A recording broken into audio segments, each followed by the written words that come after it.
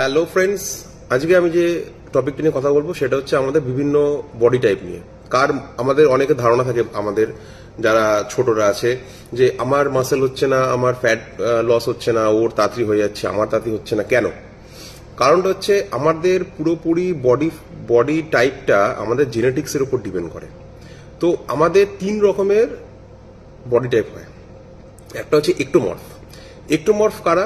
যাদের দেখবে একটু হাত পা লম্বা হয়, হ্যাঁ, আর মানে রোগা হয়। তারপরে তাদের খাওয়া দাওয়া দেখবে কোনো ঠিক নেই, অনেক খাওয়া দাওয়া করছে, কিন্তু প্রচুর খাওয়া দাওয়া করছে, কিন্তু তবু তারা রোগাই থাকে। অনেক এক্সারসাইজ করছে কিন্তু মাসেল গেন হচ্ছে না, মাসেল গেনও হচ্ছে না, ফ্যাট গেনও হচ্ছে না, তারা একই থেকে যায়।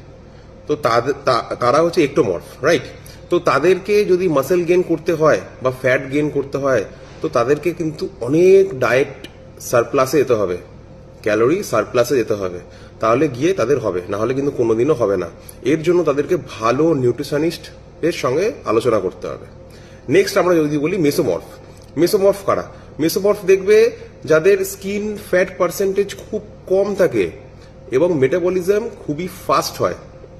আগেরটা যেটা বললাম একটোমর্ফ, ওদেরও কিন্তু মেটাবলিজম খুবই ফাস্ট, ঠিক আছে? তো আর এবার যাদের বলছি মেসোমর্ফ, ওদেরও কিন্তু মেটাবলিজম খুবই ফাস্ট। তো তাদের মেটাবলিজম ফাস্ট হওয়ার কারণ দেখবে তাদের 6 প্যাক অ্যাবস থাকে, মাসেল পুরো দেখা যায়, বাইসেপ বলো, ট্রাইসেপ বলো, অ্যাবস বলো, ট্র্যাপস বলো, সমস্ত মাসেল কিন্তু ভালোভাবে ভিজিবল হয়। আর এদের মেটাবলিজম অনেক ফাস্ট হয়। এইটা একটা বডি টাইপ, এদের জিনস খুব ভালো, এদের জেনেটিক্স খুবই ভালো। তো এরা হচ্ছে মেসোমর্ফ।